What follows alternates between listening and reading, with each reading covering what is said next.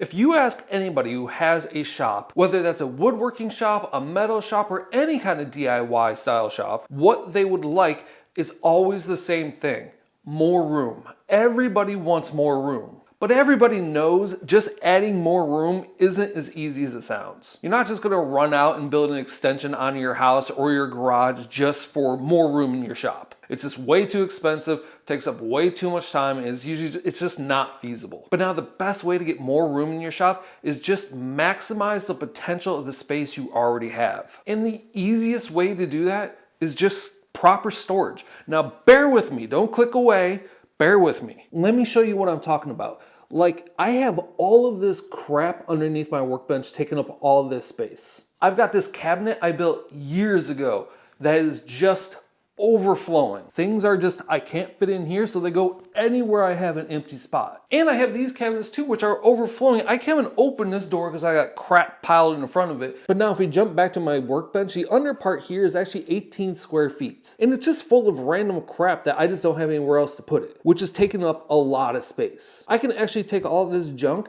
probably condense it down into 2 drawers on the cabinet, which would free all of this area up. Which means when I'm doing things like letting these epoxy molds cure or doing glue ups, normally I would just have to let them sit here on top of my workbench, which would virtually shut down my workbench until it's cured enough or dried enough to where I can move it. I can actually just take these, slide them underneath my workbench, and then my workbench is open back up. I'm just utilizing the space I already have. So what we're gonna do is rebuild this cabinet to be more useful, and we're gonna do it as cheap and as fast as possible, because price and time are the other 2 factors most people have trouble with. So let's get started.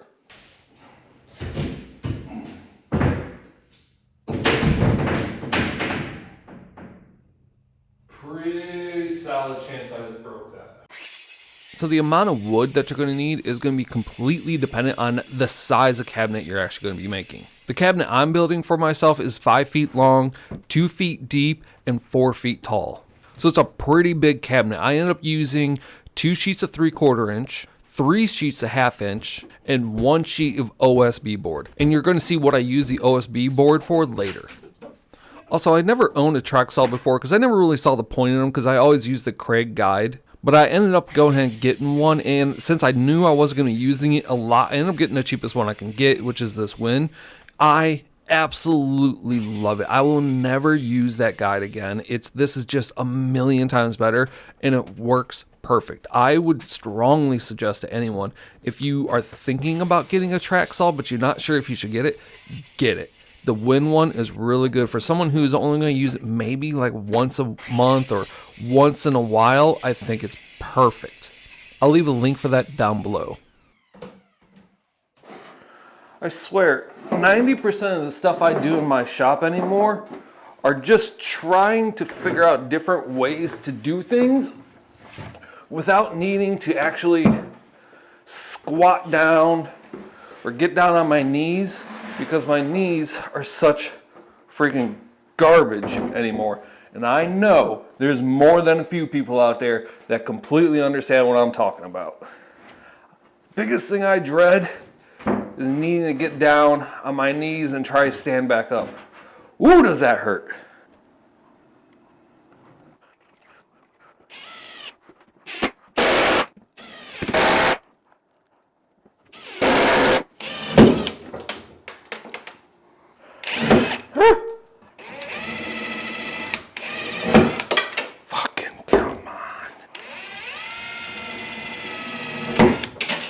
There's an entire box of screws on the floor now. Remember to always add some glue before you screw. That's my new catchphrase. I'm making a shirt out of that.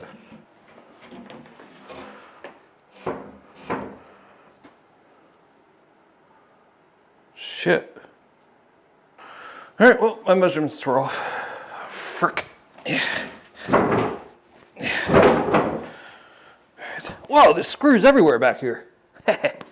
It's like a gold mine of screws. Okay, so there's a little bit of an overhang here. Admittedly, I have no idea how this happened other than just piss poor measurement by myself. But the original idea was have a drawer face kind of slide in and go in and have flush against this. But now I think I'm just going to have an overhang where the drawer face actually sits on the outside here, which will minimize this overhang and I might trim off a little bit, but I also might leave it because I will use this as a work surface because it's a nice big area. And whenever I'm clamping something, it's always nice to have a little bit of an overhang to clamp it down to. So it might be a happy accident. I don't know. I'll always suggest adding wheels to everything because it makes everything more convenient to be able to move around as your shop grows, or if you just need to move it, it's a million times easier than trying to drag it across your shop.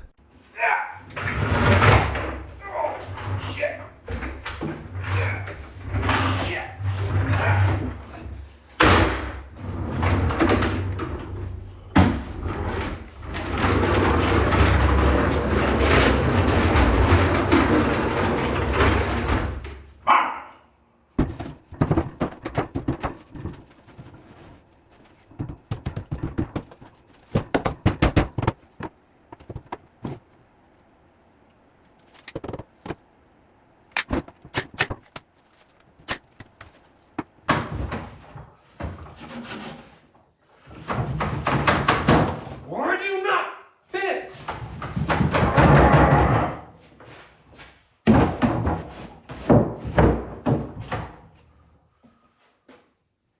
My little helper. She broke her hip. Oh, girl. Okay, so this is where we're at. I got the whole entire frame done. I got the dividers in, and now I'm starting to work on the drawers. So I'm going to do the drawers on this one a lot different than I did the drawers on my other one. Now the drawers on this one, I had these slides. Works great. But the thing about it is I only have 7 drawers on this. My other one, I'm going to have 30. So these for 30 drawers would cost an absolute fortune. I don't have the money for that. So I'm doing these, which are called friction slide drawers. No, they're not. Totally just made that up. No idea what they're called, but I'm going to use them. But this style is a very, very cost-effective, a functionally effective, it's just effective. Now how it works is this is going to be the bottom of the drawer. It just goes between the little gaps and just slides in and out, just like that. All you gotta do is build the walls of your shelf to fit inside these holders, I guess. Slides in and out. Perfect. A big downside of these though is when you pull the shelf out, it could just completely come out. So what you want to do is build the back of your shelf in a little bit. That way, when you pull it out, you'll see the back of it, you stop, and you'll never pull it completely out. You'll stop usually right around there. Perfect. Also, with being cost effective and functionally effective and just all around effective, they're really, really cheap. Well, that goes in with cost effective. That's stupid. Now, the way I'm doing it is my bottom drawer is going to be a nice deep 12-inch drawer, and then the rest of them are going to be 4 inches all the way up to the top here, which is going to be a 6-inch drawer. I'm going to do different sizes all the way down just so I can have a variety of different things in each one, and it's still going to be nice and compact and organized. Most of that sentence didn't really make a whole lot of sense, but you kind of get the idea. So I got the drawer slides and dividers all done for this first section. Now I just got to do the other 2 sections.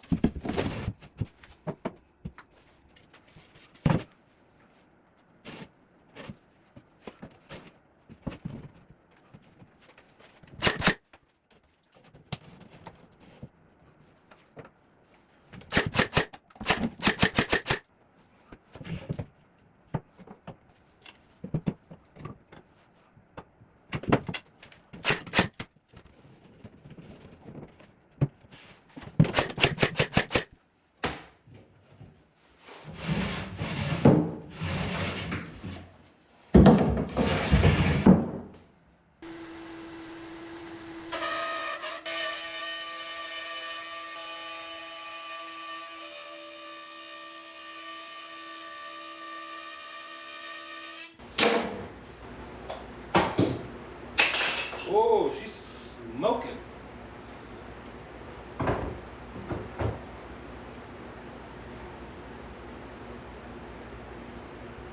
Shit.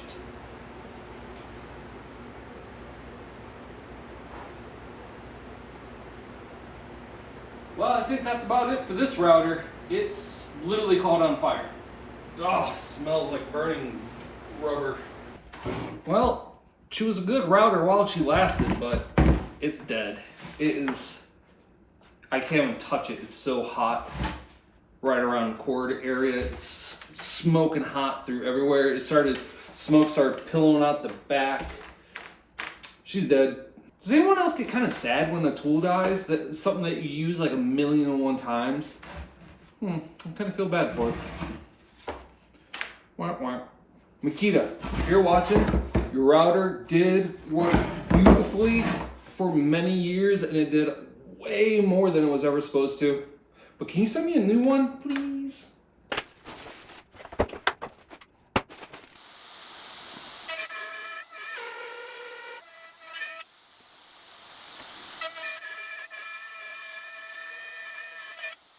Okay, so all the 1/2-inch dados are cut into the bottom of the drawers now. I went 2 inches up from the bottom, and then I went 3/4 inch for the sides. The 2 inches on the bottom should leave me plenty of room to where when I'm pulling the drawer out, I'm gonna see the back of the drawer, so I won't pull it out all the way. And 3/4 inch in is gonna be plenty of room for the 1/2-inch board I have on there for the friction slides. That's what I'm calling them now. So all I have to do now is just take the sides of the drawer, drop them right into the dado slots, and then nail them in through the bottom.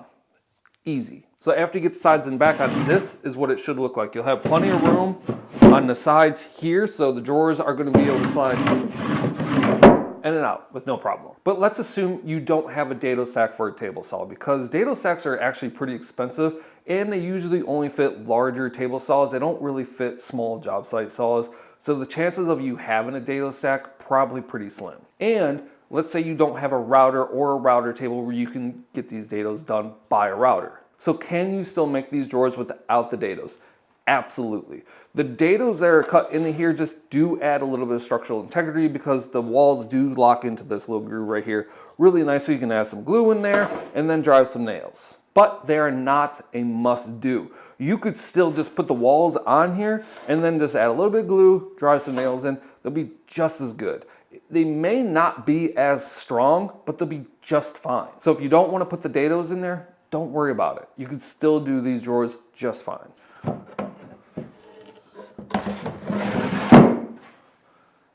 It's like butter, baby. Oh yeah. Now I will get to the faces a little bit later, but right now I'm just going to go ahead and finish up all the rest of the drawers. So I'm going to use the OSB board for the drawer faces, and I'm going to try something I saw years ago. You take black epoxy and you pour it over the OSB board. Then you sand it down, and then you put another clear coat over top of that. And what it does is it gives this real crazy look of depth to the OSB board. I'm not sure how it's going to look on something this large, because the only time I saw it was on a really small piece of wood. But I'm going to give it a shot anyways, because I'm hoping it's going to look really, really cool.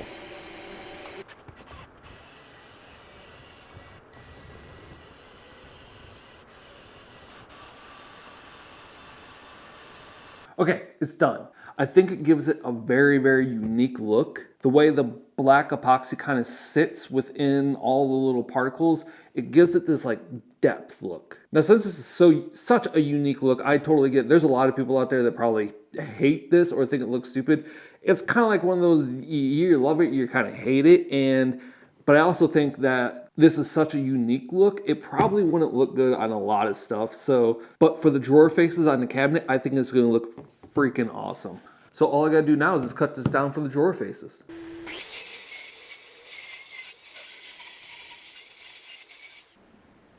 Now the whole process of putting the drawer faces on ended up taking me an embarrassing amount of time. It just seemed like every single drawer face had its own little unique pain in the ass problem. But as you can see, it is coming together looking very, very good.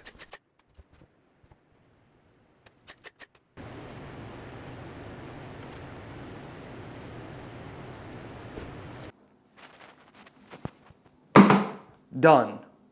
This thing is so perfect and useful. I can't tell you how happy I am to be able to finally organize everything in my shop. I'm going to be able to condense all the cluttery areas down into just this. And look, I even put in dividers.